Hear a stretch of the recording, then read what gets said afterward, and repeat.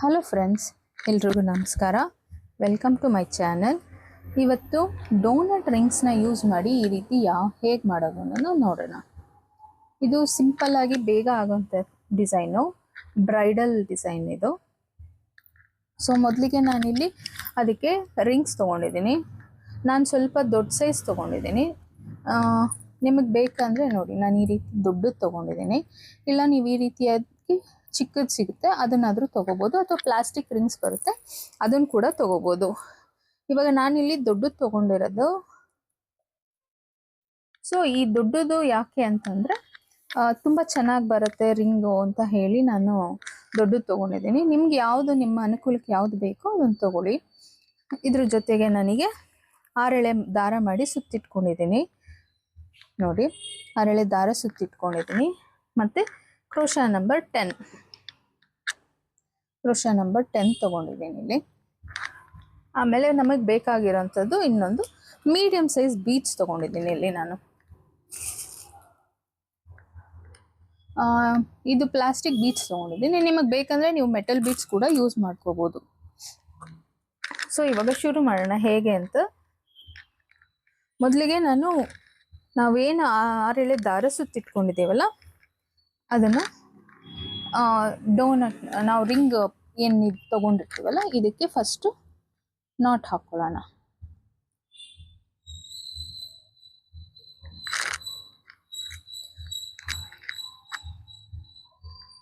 ನೋಡಿ, ಈ ರೀತಿಯಾಗಿ ಒಂದು 2-3 ನಾಟ್ಗಳನ್ನ ಹಾಕಿ ಸೇಫ್ ಮಾಡೋಣ.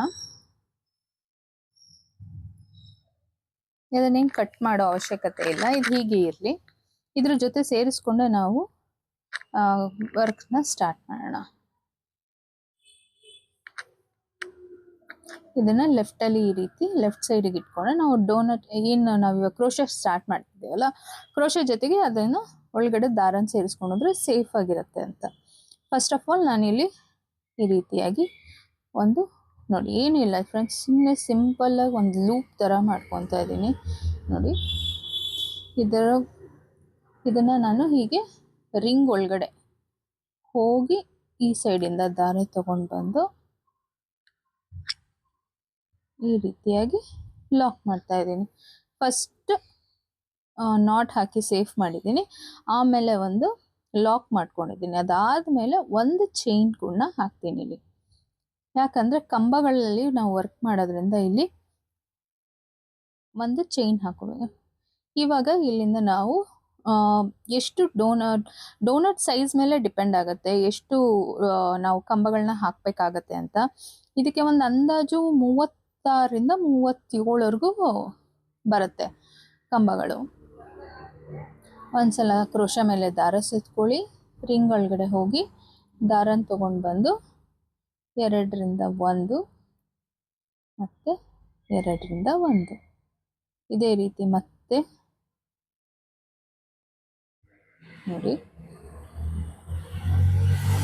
ಹೀಗೆ ಕಂಬಗಳನ್ನ ಮಾಡ್ಕೊತಾ ಹೋಗಬೇಕು. ಇದನ್ನು ಡಬಲ್ ಕಲರ್ ಕೂಡ ಮಾಡ್ಕೋಬೋದು, ಅಥವಾ ಸಿಂಗಲ್ ಕಲರ್ನಲ್ಲೂ ಮಾಡ್ಕೋಬೋದು. ಇದು ಸ್ಯಾರಿ ನಾನು ಇವಾಗ ವರ್ಕ್ ಮಾಡ್ತಾ ಇರೋದು ಸಿಂಗಲ್ ಕಲರ್ ಆಗಿರೋದ್ರಿಂದ ನಾನು ಸಿಂಗಲ್ ಕಲರಲ್ಲೇ ವರ್ಕ್ ಮಾಡ್ತಾ ಇದ್ದೀನಿ. ನೋಡಿ, ಹೀಗೆ ಕಂಬಗಳನ್ನ ಮಾಡ್ಕೊಂಡು ಹೋಗೋದು. ನಿಮಗೆ ಪ್ಲಾಸ್ಟಿಕಲ್ಲಿ 2 ರೀತಿ ಬರುತ್ತೆ, ಡೋನಟ್ ರೀತಿ ಬರುತ್ತೆ ಮತ್ತು ಫ್ಲ್ಯಾಟ್ ಕೂಡ ಬರುತ್ತೆ. ನಿಮಗೆ ಯಾವುದು ಅನುಕೂಲ ಆಗುತ್ತೆ ಅದನ್ನು ಯೂಸ್ ಮಾಡ್ಬೋದು. ನೋಡ್ಕೊಳ್ಳಿ, ಇಲ್ಲಿ ಕೌಂಟಿಂಗ್ಸ್ ನೋಡಿಕೊಂಡು ನೀವು ಕಂಬಗಳನ್ನ ಹಾಕೊಂಡು ಹೋಗಬೇಕು. ಫುಲ್ ಕವರ್ ಆಗಬೇಕು, ತುಂಬ ಟೈಟಾಗಿ ಕೂಡ ಆಗಬಾರ್ದು.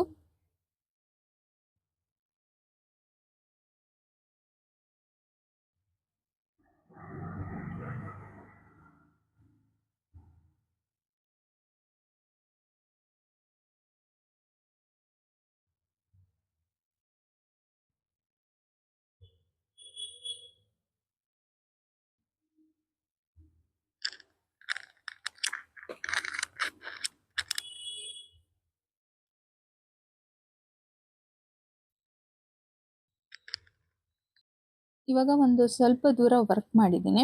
ಒಂದು ಸ್ವಲ್ಪ ದೂರ ಆದಮೇಲೆ ಇದು ಎಕ್ಸ್ಟ್ರಾ ದಾರ ನಾವೇನು ನಾಟ್ ಹಾಕಿ ಕಂಟಿನ್ಯೂ ಮಾಡ್ಕೊಂಡು ಬಂದಿರ್ತೀವಿ ಅದನ್ನು ಇವಾಗ ಟ್ರಿಮ್ ಮಾಡಿಬಿಡೋಣ. ಟ್ರಿಮ್ ಮಾಡಿದರೆ ಇವಾಗ ನೆಕ್ಸ್ಟ್ ವರ್ಕ್ ಮಾಡ್ಕೊಳಕ್ಕೆ ಸರಿ ಹೋಗುತ್ತೆ. ಕಟ್ ಮಾಡಿದ್ದೀನಿ ಈಗ ನಾನು ಅದನ್ನು ಕಟ್ ಮಾಡಿ ತೆಗೆದು ಇವಾಗ ಕಂಟಿನ್ಯೂ ಮಾಡ್ತಾ ಇದ್ದೀನಿ. ನೋಡಿ ಹೀಗೆ ಅದು ಎಲ್ಲೂ ಕಾಣಿಸೋದಿಲ್ಲ, ಅವಾಗ ಒಳಗಡೆನೆ ಸೇಫ್ ಆಗಿರುತ್ತೆ.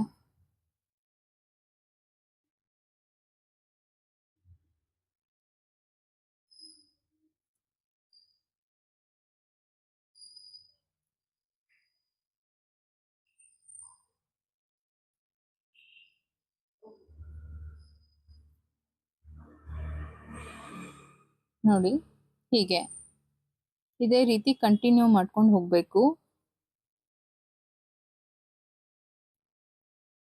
37 ಹಿಡ್ಸುತ್ತೆ ಫ್ರೆಂಡ್ಸ್ ಇಲ್ಲಿ ನನಗೆ ಕಂಬಗಳು. ನೋಡಿ ಇವಾಗ ಇಲ್ಲಿಂದ ಕಂಟಿನ್ಯೂ ಮಾಡ್ಕೊಂಡು ಹೋಗ್ತಾ ಇದ್ದೀನಿ. ಇವಾಗ 37 ಆಗಿದೆ. ಇವಾಗ ನಾವು ಫಸ್ಟು ಏನು 2 ಚೈನ್ ಹಾಕಿ ವರ್ಕ್ ಮಾಡಿದ್ವಲ್ಲ ಅದರಲ್ಲಿ ಈ ರೀತಿಯಾಗಿ ಲಾಕ್ ಮಾಡ್ಕೋಬೇಕು. ಲಾಕ್ ಅಷ್ಟೇ ಫ್ರೆಂಡ್ಸ್, ಏನು ಬೇರೆ ಏನು ಮಾಡಬಾರ್ದು, ಜಸ್ಟ್ ಲಾಕ್. ಕಂಬ ಏನು ಹಾಕೋ ಅವಶ್ಯಕತೆ ಇಲ್ಲ. ಲಾಕ್ ಮಾಡಿದ್ದೀನಿ. ಲಾಕ್ ಮಾಡಿದ್ರೆ ಫಿನಿಶಿಂಗ್ ನೀಟಾಗಿರುತ್ತೆ. ನೀವು ಸ್ಮಾಲ್ ಸೈಜ್ ಏನಾದ್ರು ಉಪಯೋಗಿಸಿದ್ರೆ ರಿಂಗು 32 ಹಿಡ್ಸುತ್ತೆ. ನಾನೊಂದು ಸ್ವಲ್ಪ ದೊಡ್ಡ ಸೈಜ್ ಉಪಯೋಗಿಸಿರೋದ್ರಿಂದ ಇಲ್ಲಿ 37 ಹಿಡ್ಸಿದೆ. ಸೊ ಇವಾಗ ನಾನು ಇದನ್ನು ಇದೇ ಕಲರಲ್ಲೇ ಕಂಟಿನ್ಯೂ ಮಾಡ್ತೀನಿ. ಇಲ್ಲಾಂದರೆ ನೀವು ಇದನ್ನು ಕಟ್ ಮಾಡಿ ಟ್ರಿಮ್ ಮಾಡಿ ನೆಕ್ಸ್ಟ್ ಇನ್ನೊಂದು ಕಲರ್ನ ಆ್ಯಡ್ ಮಾಡ್ಕೋಬೋದು. ನಾನು ಇದೇ ಕಲರಲ್ಲೇ ಕಂಟಿನ್ಯೂ ಮಾಡೋದ್ರಿಂದ ಒಂದು ಚೈನ್ ಹಾಕ್ತಾ ಇದ್ದೀನಿ. ಚೈನ್ ಹಾಕಿ ಟರ್ನ್ ಮಾಡ್ತಾ ಇದ್ದೀನಿ. ಸೊ ಟರ್ನ್ ಮಾಡಿದ್ರೆ ಈ ಸೈಡಿಂದ ವರ್ಕ್ ಮಾಡ್ಕೊಂಡು ಹೋಗ್ತೀನಿ. ಇಲ್ಲೂ ಒಂದು ಏನಿದೆ ಅಂದರೆ ಫ್ರೆಂಡ್ಸ್, ಇಲ್ಲೊಂದು ಟ್ರಿಕ್ ಇದೆ. ನಾನಿವಾಗ ಮೀಡಿಯಮ್ ಸೈಜ್ ಬೀಡ್ಸ್ನ ಯೂಸ್ ಮಾಡ್ತಾ ಇದ್ದೀನಿ. ನೀವು ಸ್ಮಾಲ್ ಸೈಜ್ ಬೀಡ್ಸ್ ಯೂಸ್ ಮಾಡ್ತೀರ ಪ್ರತಿಯೊಂದು ಕಂಬದ ಮೇಲೂ ಒಂದೊಂದು ಬೀಡ್ಸ್ನ ಹಾಕೊಂಡು ಹೋಗ್ಬೋದು. ನಾನಿಲ್ಲಿ ಬಿಗ್ ಸೈಜ್ ಬೀಡ್ಸ್ ಯೂಸ್ ಮಾಡ್ತಿರೋದ್ರಿಂದ ನಾನು ಒಂದು ಕಂಬದ ಮೇಲೆ ಬೀಡ್ ಬರುತ್ತೆ, ಮತ್ತೊಂದು ಕಂಬದ ಮೇಲೆ ನೋಡಿ ಇಲ್ಲಿ ಹತ್ತಿರದಿಂದ ತೋರಿಸ್ತೀನಿ, ಇಲ್ಲಿ ಬೀಡ್ ಕುತ್ಕೊಳ್ಳುತ್ತೆ. ಸೊ ನಾವು ನೆಕ್ಸ್ಟ್ ಕಂಬದ ಮೇಲೆ ಏನು ಗ್ಯಾಪ್ ಇರುತ್ತಲ್ಲ ಅಲ್ಲಿ ಲಾಕ್ ಮಾಡ್ಕೊತಾ ಇದ್ದೀನಿ. ಹೀಗೆ ಮತ್ತೊಂದು ಬೀಡ್ನ ಆ್ಯಡ್ ಮಾಡ್ತಾ ಇದ್ದೀನಿ. ನೋಡಿ ಆ್ಯಡ್ ಮಾಡಿದ್ದೀನಿ. ಈ ಕಂಬನ ಮೇಲಿರೋ ಹೋಲ್ನ ಬಿಟ್ಟು ಪಕ್ಕದಲ್ಲಿರೋ ಕಂಬದ ಹೋಲ್ ಮೇಲೆ ನಾನು ಲಾಕ್ ಮಾಡ್ತಾ ಇದ್ದೀನಿ. ಇದೇ ರೀತಿ ಪೂರ್ತಿಯಾಗಿ ನಾನಿಲ್ಲಿ 13 ಮಣಿಗಳನ್ನ ಹಾಕ್ಕೊಂಡಿದ್ದೀನಿ ಬೀಡ್ಸು. ನಿಮಗೆ ಅವಶ್ಯಕತೆಗೆ ನೋಡಿ ಪೂರ್ತಿ ಬೇಕಂದರೆ ಅದು ಬೇರೆ ಡಿಸೈನ್ ಬರುತ್ತೆ. ಸೊ ನಾನು ಹಾಫು ಏನೇ ಈ ಚಾಂದ್ ಬಾಲಿ ಡಿಸೈನ್ ಥರ ಕಾಣಿಸುತ್ತಲ್ಲ ಅದನ್ನು ಮಾಡ್ತಾ ಇದ್ದೀವಿ.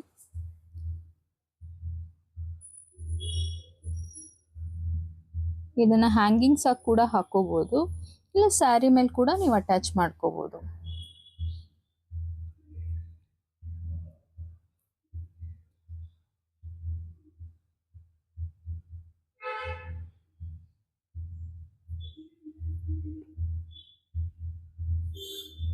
ಇದಾಗಿದೆ.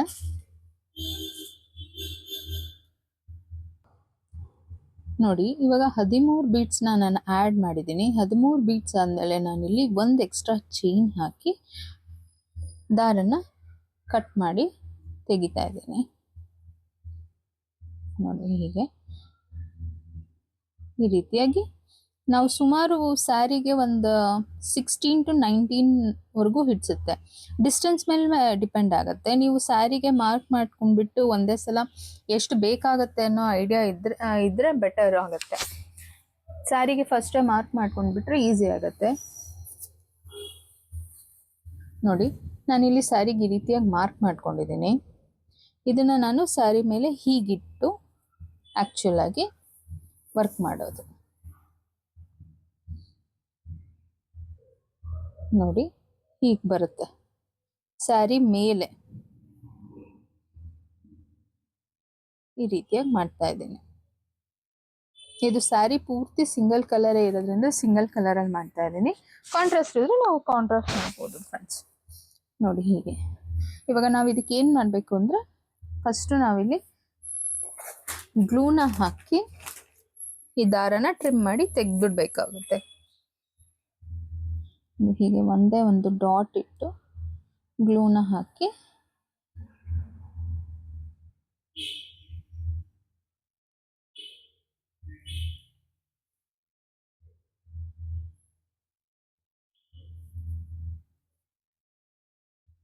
ದಾರನ ಟ್ರಿಮ್ ಮಾಡಿಬಿಡೋಣ.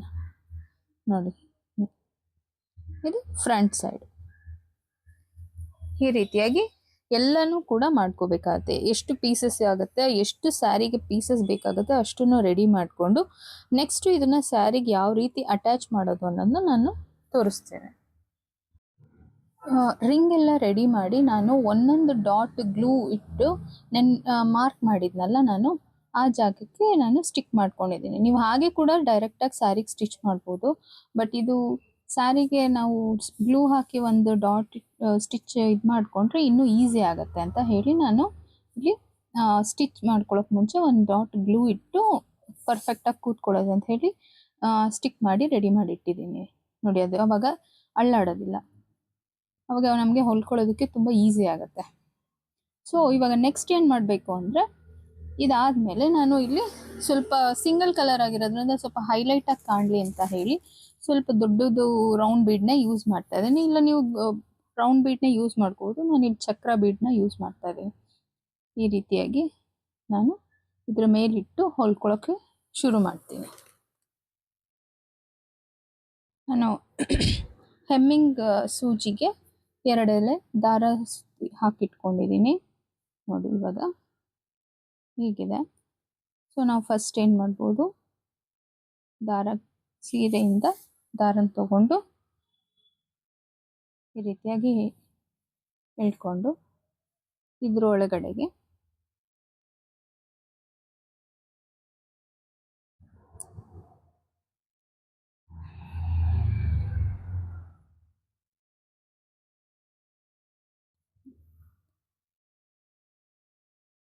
ಈ ರೀತಿಯಾಗಿ ನಾವು ಇದನ್ನ ಕರೆಕ್ಟ್ ಜಾಗಕ್ಕೆ ಸೆಟ್ ಮಾಡಿಕೊಂಡು ಇದೇ ಜಾಗದ ಪಕ್ಕದಲ್ಲಿ ಆ ಬೀಡ್ ನೀಟಾಗಿ ಕೂತ್ಕೊಳ್ಳೋ ರೀತಿ ಹೊಲಿಬೇಕು. ಸಾಧ್ಯ ಆದಷ್ಟು ಕಾಟನ್ ಥ್ರೆಡ್ ಕಲರ್ ಸೇಮ್ ತಗೊಳ್ಳಿ, ಯಾಕೆಂದರೆ ಅದು ವೇರಿ ಇದ್ದರೆ ತುಂಬ ಚೆನ್ನಾಗಿ ಚೆನ್ನಾಗಿ ಕಾಣಿಸಲ್ಲ ಅದು. ಹಾಗಾಗಿ ನೀವು ತಗೋಬೇಕಾದ್ರೆ ಪರ್ಫೆಕ್ಟ್ ಆಗಿರೋ ಕಲರ್ ತಗೊಳ್ಳಿ. ನೋಡಿ ಈ ರೀತಿ ಕಾಣುತ್ತೆ. ನಿಮಗೆ ಹಾಗೆ ಗ್ರಿಪ್ ಸಿಗಲ್ಲ ಅಂದರೆ ಬೇಕಾದ್ರೆ ಇದಕ್ಕೂ ಒಂದೊಂದು ಡಾಟ್ ಗ್ಲೂ ಹಾಕಿ ಅಂಟಿಸಿ ಆಮೇಲೆ ನೀವು ಸ್ಟಿಚ್ ಮಾಡ್ಕೋಬೋದು. ಸೊ ನೆಕ್ಸ್ಟ್ ನಾನಿಲ್ಲಿ ಮೇಲ್ಗಡೆ ಇನ್ನೂ ಒಂದು ಬೀಡ್ನ ಆ್ಯಡ್ ಮಾಡ್ತಾ ಇದ್ದೀನಿ. ನಾನಿಲ್ಲಿ ಮೀಡಿಯಮ್ ಸೈಜ್ ತೊಗೊಂಡಿಲ್ಲ, ಅದಕ್ಕಿಂತ ಸ್ವಲ್ಪ ದೊಡ್ಡದು ತೊಗೊಂಡಿದ್ದೀನಿ. ಮೀಡಿಯಮ್ ಸೈಜ್ ನಾನು ಏನು ಇಲ್ಲಿ ಹಾಕಿದ್ದೀನಲ್ಲ ಅದಕ್ಕಿಂತ ನೆಕ್ಸ್ಟ್ ಸೈಜು ನಾನಿಲ್ಲಿ ಆ್ಯಡ್ ಮಾಡ್ತಾ ಇದ್ದೀನಿ. ಸೊ ಈ ರೀತಿಯಾಗಿ ಕರೆಕ್ಟಾಗಿ ಮಧ್ಯದಲ್ಲಿ ನಾನು ಇಲ್ಲಿ ಸ್ಟಿಚ್ ಮಾಡ್ಕೊತಾ ಇದ್ದೀನಿ. ನೋಡಿ ಈ ರೀತಿಯಾಗಿ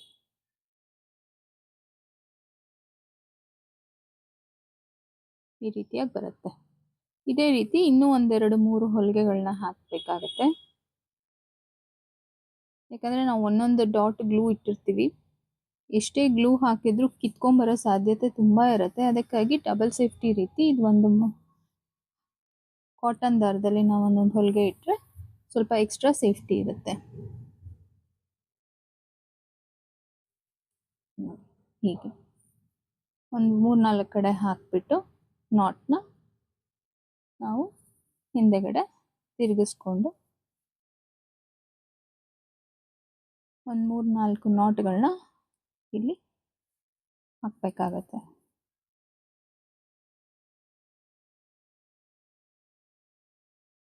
ಹಾಕಿ ನಾವಿಲ್ಲಿ ಟ್ರಿಮ್ ಮಾಡಬೇಕಾಗತ್ತೆ. ನೋಡಿ ಈ ರೀತಿಯಾಗಿ ಕಾಣಿಸುತ್ತೆ. ತುಂಬ ನೀಟಾಗಿ ಬಂದಿದೆ ಫ್ರೆಂಡ್ಸ್. ಇದನ್ನು ಪೂರ್ತಿ ಎಲ್ಲದಕ್ಕೂ ಇದೇ ರೀತಿ ಹೊಲಿದು ಫೈನಲ್ ಲುಕ್ ಹೇಗೆ ಬರುತ್ತೆ ಅಂತ ನಾನು ನಿಮಗೆ ತೋರಿಸ್ತೇನೆ. ನಾನಿಲ್ಲಿ ಇವಾಗ ಇದಕ್ಕೆ ಗ್ಲೂ ಹಾಕಿ ಸ್ಟಿಕ್ ಮಾಡಿದೆ. ನೋಡಿ ಇದೆಲ್ಲೂ ಮೂವ್ ಆಗ್ತಾ ಇಲ್ಲ. ಜಸ್ಟ್ ಔಟ್ಸೈಡ್ ರಿಂಗ್ಗೆ ಏನು ನಾವು ಹಾಕಿರ್ತೀವಲ್ಲ ಅದಕ್ಕೆ ಗ್ಲೂ ಹಾಕಿ ನಾವು ಬೀಡ್ನ ಕರೆಕ್ಟಾಗಿ ಸೆಟ್ ಮಾಡ್ಕೋಬೇಕು. ಸೊ ಅಗೇನ್ ಅದೇ ರೀತಿ ಬ್ಯಾಕ್ ಸೈಡಿಂದ ದಾರ ತಗೊಂಡು ನಾನು ನಾಟ್ ಹಾಕಿ ರೆಡಿ ಮಾಡ್ಕೊಂಡಿದ್ನಲ್ಲ ಅದನ್ನೇ ಇಲ್ಲಿ ಹಾಕ್ತಾ ಇದ್ದೀನಿ. ಅದರ ಒಳಗಡೆಯಿಂದ ಹೋಲ್ ಇರುತ್ತೆ, ಅದಕ್ಕೆ ಕಂಟಿನ್ಯೂ ಮಾಡಿ ಈ ರೀತಿಯಾಗಿ ಬೀಡ್ನ ಒಂದು ಸೆಕ್ಯೂರ್ ಮಾಡಬೇಕು. ಅಗೇನ್ ಸೆಂಟರ್ ಪಾರ್ಟಿಂದ ನಾವೇನಿಲ್ಲಿ ನೋಡಿ ಈ ರೀತಿಯಾಗಿ ತಗೊಂಡಿದ್ದೇನೆ ಮಧ್ಯದಿಂದ. ಈಗ ನಾನಿಲ್ಲಿ ಬೀಡ್ನ ಆ್ಯಡ್ ಮಾಡ್ಕೊತಿದ್ದೀನಿ.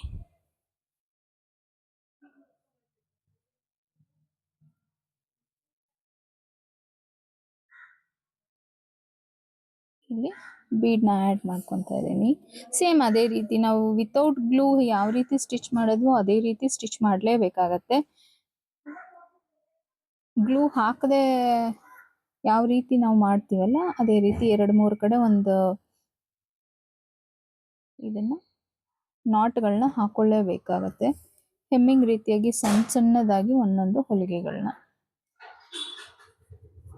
ಅದಕ್ಕೋಸ್ಕರನೇ ಆದಷ್ಟು ನೀವು ಸೇಮ್ ಕಲರ್ ದಾರನ ತಗೊಳ್ಳಿ. ನೋಡಿ ಈ ರೀತಿಯಾಗಿ. ಇದೇನಂದ್ರೆ ನಮಗೆ ಬೀಡ್ ಮೂವ್ ಆಗುತ್ತೆ ಅನ್ನೋ ಭಯ ಇರಲ್ಲ. ನಾವು ಹಾಗೆ ಹಾಕ್ಬೇಕಾದ್ರೆ ಸ್ವಲ್ಪ ಬೀಡ್ ಮೂವ್ ಆಗುತ್ತೆ ಅನಿಸ್ತಾ ಇರುತ್ತೆ. ಇವಾಗ ಹಿಂದೆಗಡೆಯಿಂದ ನಾವು ನಾಟ್ಗಳನ್ನ ಹಾಕಿ ಸೆಕ್ಯೂರ್ ಮಾಡೋಣ.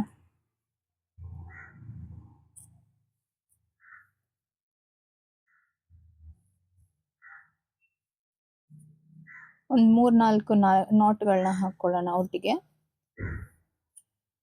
ಯೂಶುವಲ್ ಕಾಟನ್ ದಾರ ಏನು ಬಿಚ್ಕೊಳ್ಳೋದಿಲ್ಲ, ಸೊ ಆದ್ರೂ ನಾವು ನಾಟ್ಗಳನ್ನ ಹಾಕಿದ್ರೆ ಒಳ್ಳೆಯದು. ನಿಮ್ಗೆ ಯಾವ ರೀತಿ ಅನುಕೂಲ ಆಗುತ್ತೆ ನೋಡ್ಕೊಂಡು ಅದೇ ರೀತಿ ನೀವು ನಾಟ್ಗಳನ್ನ ಹಾಕ್ಕೊಳ್ಳಿ. ಈ ರೀತಿಯಾಗಿ ನಾನು ಒಂದು 4 ನಾಟ್ಗಳನ್ನ ಹಾಕಿದ್ದೀನಿ ಇಲ್ಲಿ. ಈಗ ಇದನ್ನ ಟ್ರಿಮ್ ಮಾಡಿಕೊಂಡು ತೆಗೆದುಬಿಡೋಣ. ನೋಡಿ ಈ ರೀತಿಯಾಗಿ ಕಾಣುತ್ತೆ. ತುಂಬ ಹೆವಿ ಗ್ಲೂನು ಹಾಕಬಾರ್ದು, ಹಾಕಿದ್ರೆ ಅದು ವೈಟ್ ಪ್ಯಾಚಸ್ ಥರ ಕಾಣಿಸುತ್ತೆ. ಸೊ ಸ್ವಲ್ಪ ರೌಂಡಿಗೆ ಎಷ್ಟು ಬೇಕೋ ಅಷ್ಟು ಮಾತ್ರ ಹಾಕ್ಕೊಳ್ಳಿ. ನೋಡಿ ಇದಕ್ಕೂ ಏನು ತುಂಬ ಡಿಫ್ರೆನ್ಸ್ ಅನ್ಸಲ್ಲ.